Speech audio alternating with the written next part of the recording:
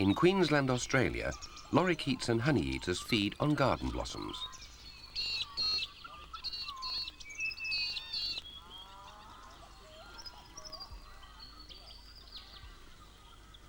Koala numbers have improved after 70 years of legal protection. But the human population of Queensland, both residents and visitors, is increasing dramatically and putting pressure on the natural environment, just as it's recovering from the first wave of human colonisation more than a century ago.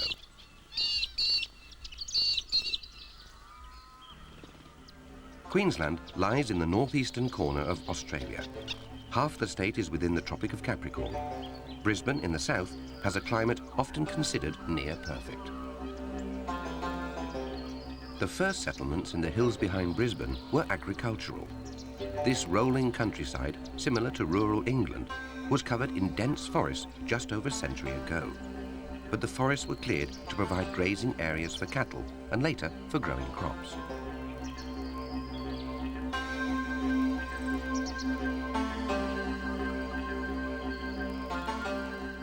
Fruit growing is a commercial enterprise in this subtropical environment. This pineapple plantation is a good example. Growing tropical fruits like pineapples, pawpaws and bananas has become an important industry, but damage to the environment occurred much earlier. The scars of development have now largely healed. Wallabies and grey kangaroos adapted to the changes and are probably more numerous now than they were before.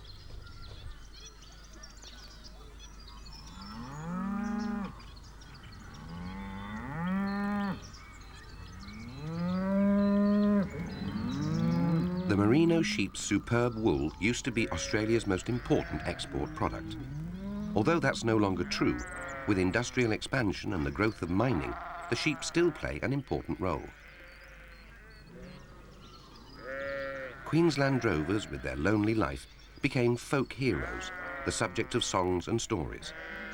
Men who could take a flock of sheep hundreds of kilometres in search of pasture or a market.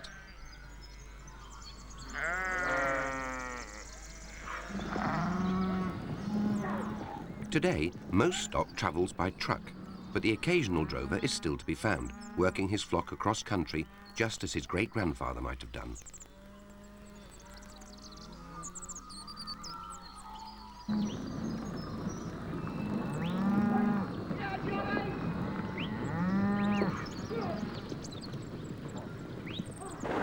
The sheep and cattlemen, following the old traditions, lived on ranches inland that their fathers and grandfathers built. Now people are drawn to the coast, Queensland's miles of silver coral beaches. Years ago, this coast was deserted, home only to birds, crabs and seashells. The only sound was the waves and the wind in the mangrove trees.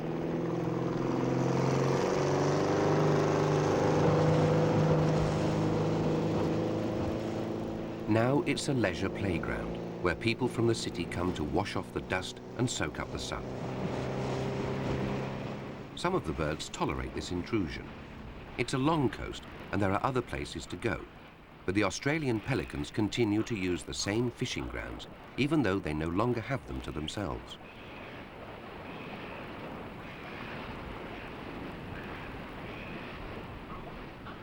The majority of people enjoy watching them, not just bird watchers. They are big, impressive birds.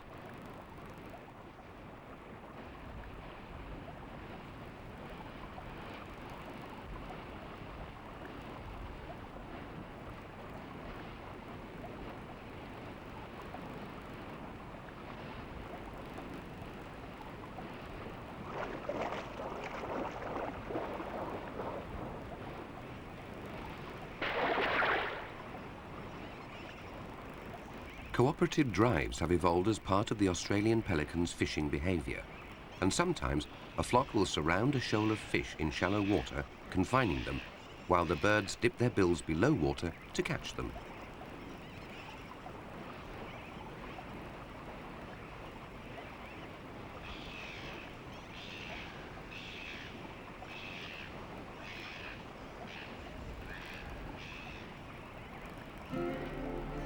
At other times, fishing is more solitary, the bird flying in the air looking for food in the water below.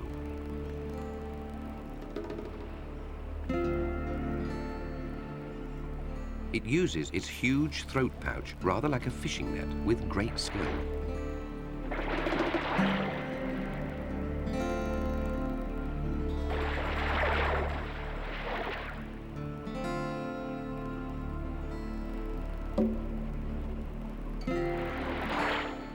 As the water drains out and the fish slips into the pelican's crop, the bird is already looking for the next one.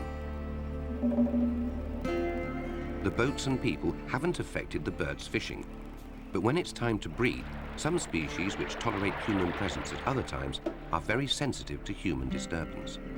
In this situation, some species simply fail to breed altogether.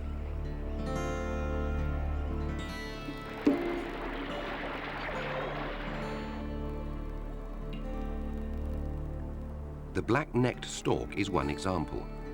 But in the mangrove creeks frequented by humans, it will still hunt for the small fish which make up its diet.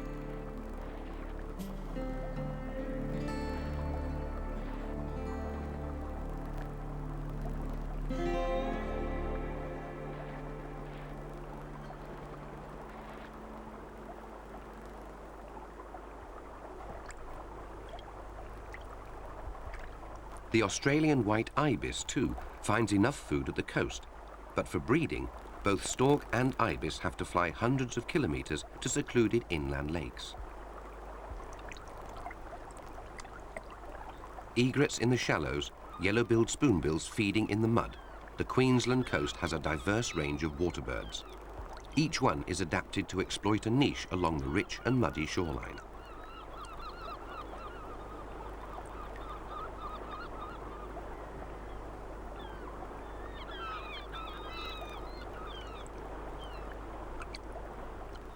Black swans occur all over Australia, where there are large expanses of open water with sufficient aquatic vegetation for them to feed on.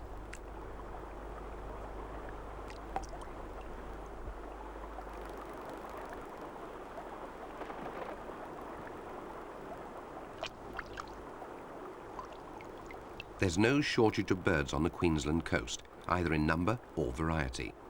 The black-winged stilt is common all over Australia too. Wherever there are wet, muddy places, there are stilts feeding. The sea and sunshine draw human visitors as well. Birds aren't the only ones who like to dig in the mud. Queensland's beaches, like most tropical shores, are alive with burrowing crabs.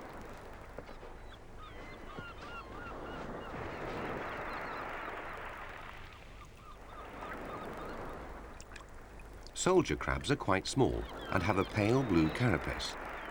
Along the shoreline, they're the staple food supply for the water birds.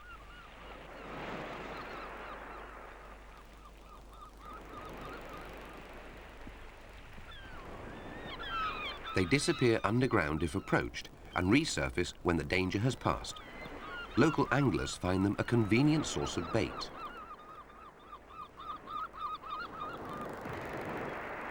At low tide, the soldier crabs come out in huge numbers, scurrying up and down the beach in search of food.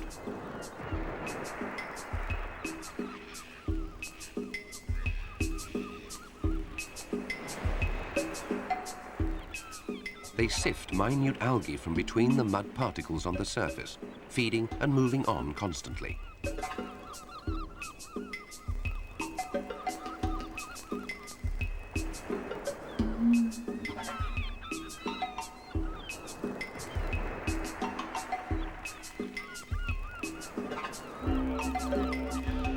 The beach is riddled with their holes.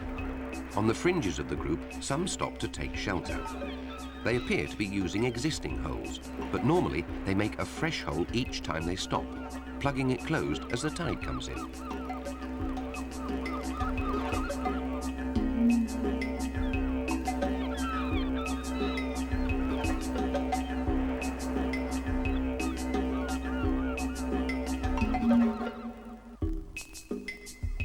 The crabs' feeding expeditions provide an ideal opportunity for the birds to catch them. A soldier crab is almost impossible to catch if it can reach a soft patch to burrow into, but in the open, it's much more vulnerable.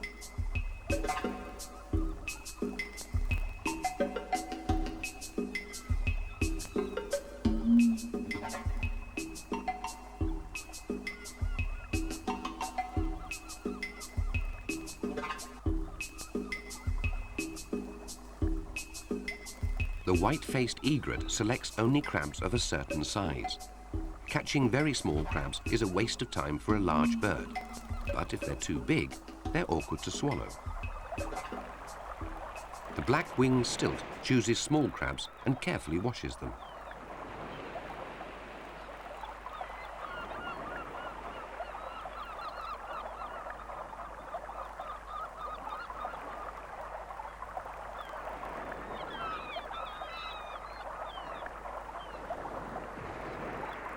There's a risk of losing the crab this way, dropping it into the water and picking it up again.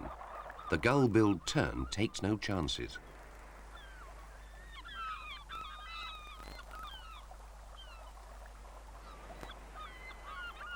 Far eastern curlews come to Queensland from their breeding grounds in eastern Russia, an amazing trans-equatorial migration, a round trip of over 16,000 kilometres. Unlike the heron, it doesn't have to see its prey. It can feel for the crabs beneath the surface.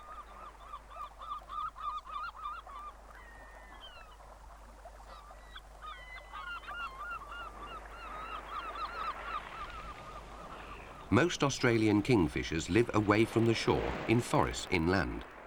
The sacred kingfisher is adaptable. Although it's really a forest bird, in the coastal parts of its range, it comes to the shore to take advantage of the abundant crabs.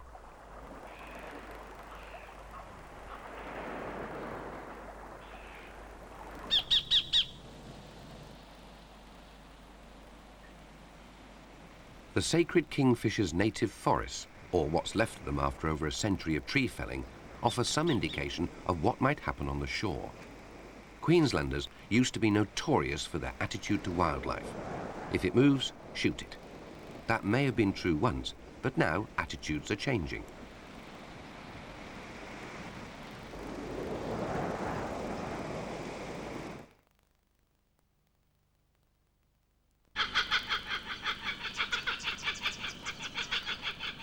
The first bird to call at dawn, the laughing kookaburra, is known as the bushman's alarm clock.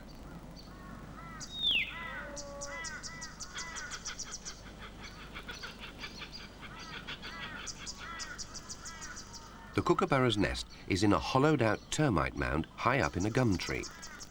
With a nest of hungry chicks to feed, the adult has to start hunting for food early in the morning. The kookaburra is a giant kingfisher, 45 centimetres from beak to tail. It catches lizards, large insects, and even small mammals on the forest floor to feed its young. Australia has an enormous variety of snakes, most of them poisonous. But to a kookaburra, they are simply another food source.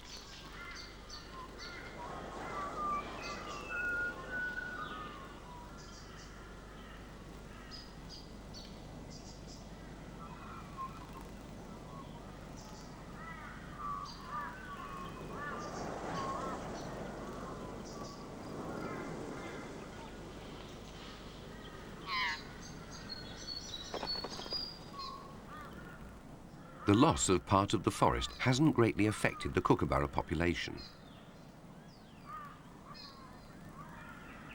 The black and white fantail, or willy wagtail, is a small bird which is fiercely defensive of its nesting territory. The much larger kookaburra is too close to its nest, and the wagtail makes every effort to drive it away.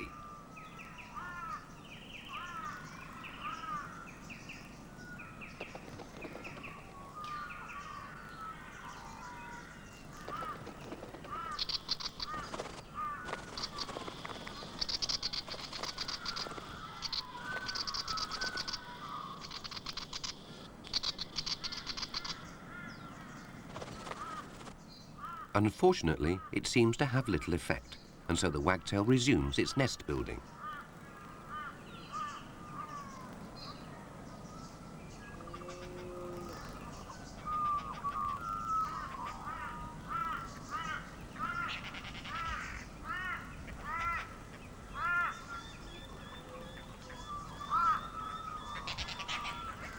Birds which must have holes to nest in need old trees, and in some places these are now much harder to find. Young dollar birds in a branch with several connecting holes wait impatiently to be fed.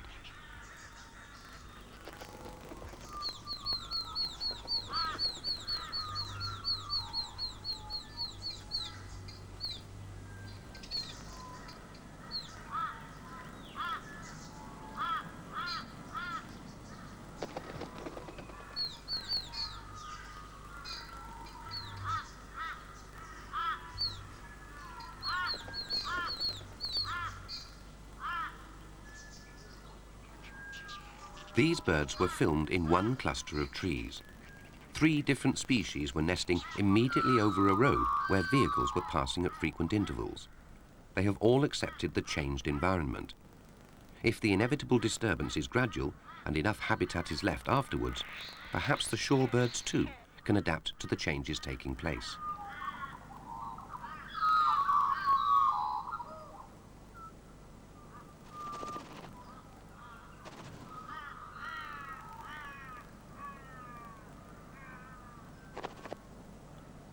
Tree nesting birds can move to another site if their habitat is disturbed far more easily than most other wildlife. It is not so easy for small mammals which are earthbound and relatively slow moving. But one has adapted very successfully to the proximity of man.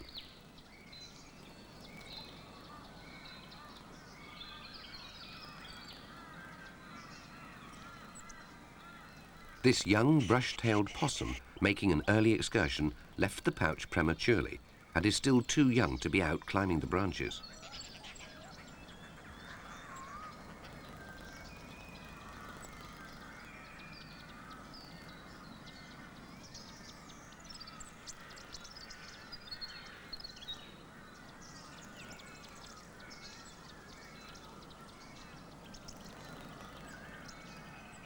It looks very precarious, and it will be some time before it is as sure-footed as its mother.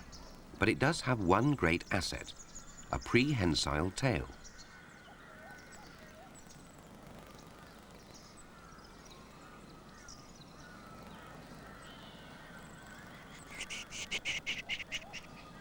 The baby possum is not happy away from its mother, which comes to rescue it.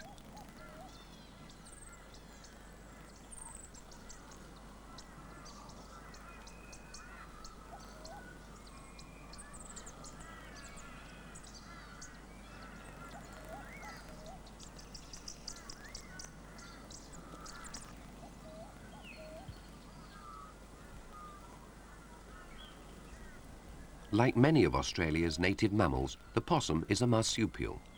The young normally spend their early life in their mother's pouch, where there's shelter and food for the baby.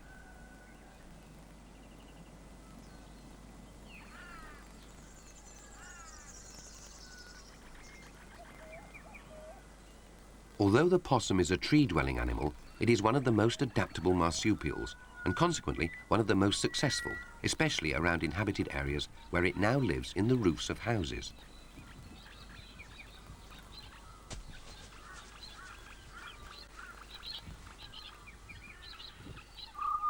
The echidna, or spiny anteater, although very adaptable, remains in the country, largely because its food supply is more abundant in forests and farmland.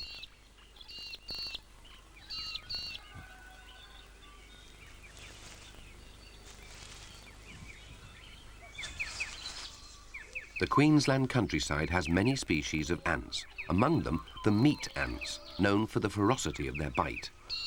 Meat ants nourish the females in their nests in springtime, and the echidnas seek out meat ant nests at this time of year to feed on the plump females.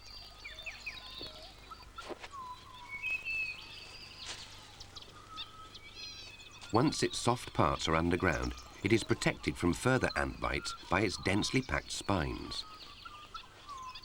Queensland farmers always keep on the move around their paddocks. Stand still for too long in the wrong place and the ants will attack.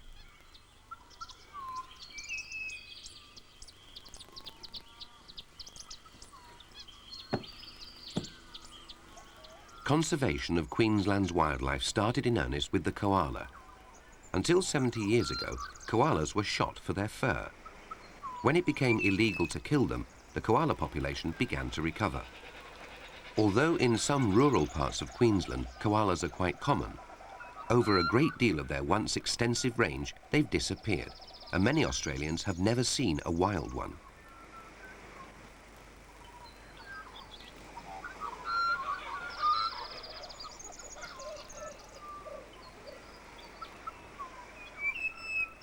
Although they are protected, the koalas face other problems.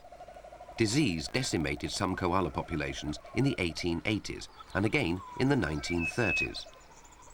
Research has found that the koalas often suffer from a chlamydia infection which affects them in several ways.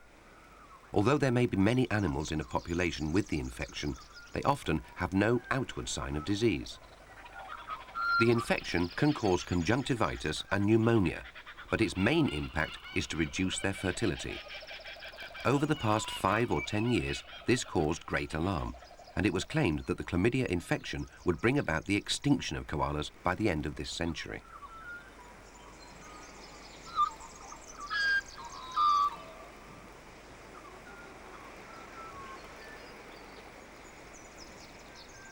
Research indicates that mothers may pass on the infection to their offspring, as a young koala stays with its mother for 6 months after leaving the pouch.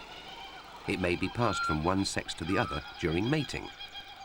One thing which is certain is that the infection occurs in koalas across most of their range in a small percentage of animals. Stress is created by their increasingly urbanized environment, from disturbance by vehicles and domestic dogs. This seems to lower their resistance to infection.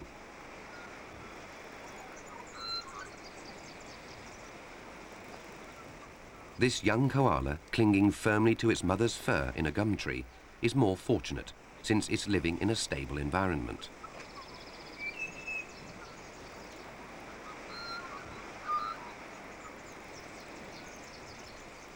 Koalas like to vary their diet within the eucalyptus family, climbing down from one gum tree to reach another of a different flavor. They travel surprisingly long distances across country in this way. For the koalas to survive, there is a need to conserve large areas of eucalyptus forests and habitat corridors for the young to disperse through.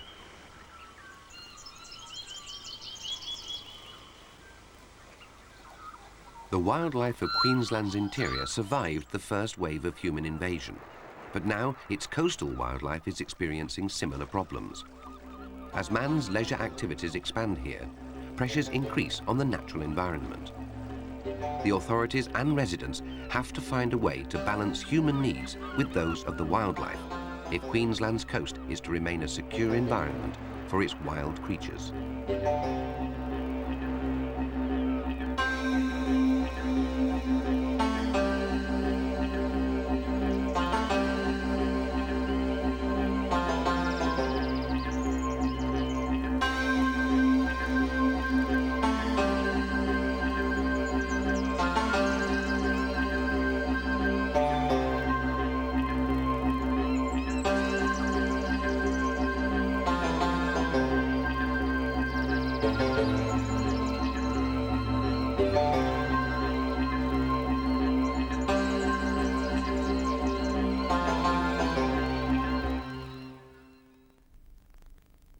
More animal outposts tomorrow. Meet a rare fish in Namibia at the same time.